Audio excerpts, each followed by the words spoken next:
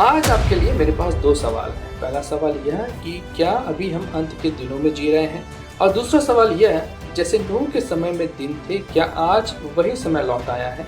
Comments में लिखकर बताएं।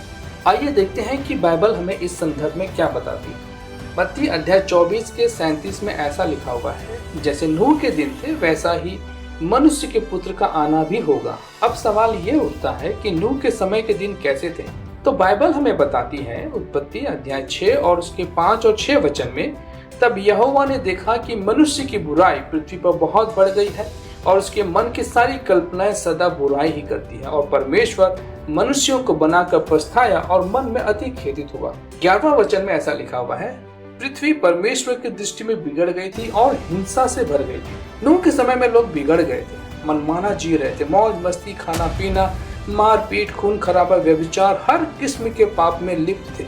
परमेश्वर ने नूह के द्वारा लोगों को पहले समझाया, फिर चेतावनी दी, लेकिन नूह की बात किसी के समझ में नहीं आई। तब परमेश्वर ने 40 दिन और 40 रात पृथ्वी में पहली बार जल बरसाया और जल प्रलय के द्वारा पूरी पृथ्वी को नष्ट कर दिया। सिर्फ नूह और उसका परिवार बचाया गया, वो भी इसलिए क्योंकि उन्होंने परमेश्वर की आज्ञा मानी, पाप से दूर रहे, उसके मार्ग में चले और जहाज के अंदर प्रवेश किए। आज की परिस्थितियां भी बिल्कुल वैसी ही हैं। लोग मनमाना जी रहे हैं, जहां देखो वहां पाप, अन्याय, व्यभिचार अपनी चरम सीमा पर है।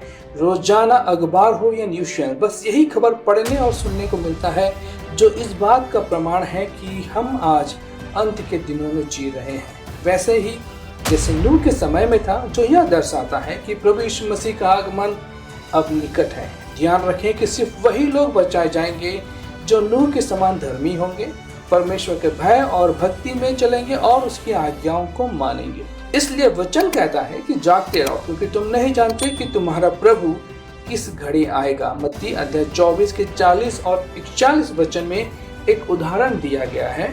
उस समय दो लोग खेत में होंगे, एक ले लिया जाएगा और दूसरा छोड़ दिया जाएगा। दो स्त्रियां चक्की पीसती रहेंगी, एक ले ली जाएंगी और दूसरी छोड़ दी जाएंगी। इसलिए हमें अब सावधान होने की आवश्यकता है, क्योंकि यीशु मसीह का आगमन निकट है। हम अपने स्वयं के बारे में जानते हैं कि हम किस परिस्थिति में हैं।